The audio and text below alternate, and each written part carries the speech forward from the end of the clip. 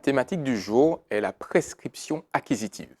Bonjour à tous, bienvenue dans votre émission Droit de savoir. Aujourd'hui, nous parlerons de la prescription acquisitive qui est en fait un mode d'acquisition du droit de propriété. Alors, comme vous le savez, ou pas d'ailleurs, la propriété peut s'acquérir de plusieurs manières.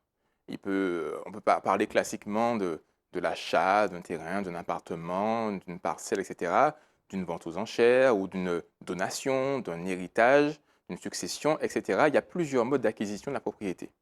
Il y en a un qui fait couler beaucoup d'encre en Martinique parce on le soupçonne de favoriser des vols de terre. C'est la prescription acquisitive. Il s'agit d'un mode d'acquisition par la possession. Par la possession. Qu'est-ce que la possession? La possession, en fait, c'est un état de fait. Ce n'est pas un droit, ce n'est pas de droit, c'est un état de fait. Vous êtes sur une parcelle, vous vous comportez comme un propriétaire et vous agissez comme si vous étiez chez vous, eh bien, on va croire que vous êtes le possesseur de la parcelle. On ne saura pas si vous êtes vraiment le propriétaire, qui est là, il faut un acte de propriété pour être propriétaire, mais vous agissez comme le possesseur. Et en fait, cette possession-là, quand elle s'exerce sur une durée assez longue, permet, dans certains cas, d'obtenir la propriété d'un bien. Alors, il faut aller dans les détails pour comprendre comment cela se met en œuvre. La possession, elle doit avoir plusieurs caractères pour pouvoir permettre cette acquisition qui se fait au bout de 30 années ou de 10 années en fonction des cas. Alors, 10 années quand on a acquis un bien d'une personne et qu'on pense qu'on l'a acquis du véritable propriétaire alors qu'il ne s'agissait pas du vrai propriétaire. 30 années dans l'autre cas. Alors, comment ça se passe? Il faut que la possession soit continue et ininterrompue. C'est-à-dire que pendant toute la durée de la possession, il faut que vous accomplissiez des actes qui sont assimilés à des actes qu'accomplirait un propriétaire. Par exemple, si vous êtes agriculteur, eh bien, il faudra régulièrement que les parcelles soient mises en culture.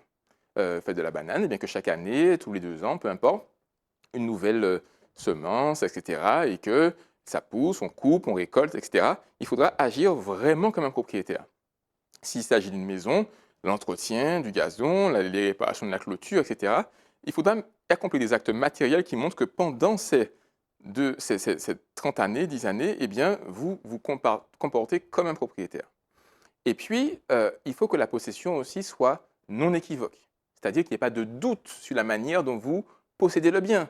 Parce qu'en fait, si vous êtes en réalité un locataire et que vous agissez comme cela en tant que locataire, vous ne pourrez pas bénéficier de la prescription. Il faut qu'elle soit non équivoque, c'est-à-dire qu'elle soit clairement identifiée comme la possession d'un potentiel propriétaire. Il faut qu'elle soit aussi paisible. Et c'est là où souvent ça bloque, parce que le caractère paisible de la possession, il est lié en fait à l'absence de litige, l'absence de contentieux avec par exemple les véritables propriétaires qui pourraient vous embêter, faire des actions en justice, etc., ou bien troubler votre quiétude en tant que possesseur. Et si la possession n'est pas paisible, c'est-à-dire que vous agissez non seulement comme un propriétaire pendant plusieurs années, mais que vous le faites de manière non contestée, eh bien, vous ne pourrez pas non plus faire valoir ce droit et cette prescription acquisitive. Alors, comment le faire constater? Comment la faire constater, cette prescription acquisitive? Il faut établir ces actes de possession matérielle longs, sur plusieurs années, et de manière ininterrompue, paisible, non équivoque, etc. Et puis, il faut concrètement aller voir un notaire. Et le notaire sera chargé de vérifier que vous remplissez bien les conditions de la prescription acquisitive. Donc, il regardera les attestations, il regardera notamment les factures que vous avez pu payer depuis plusieurs années pour l'entretien du terrain, etc.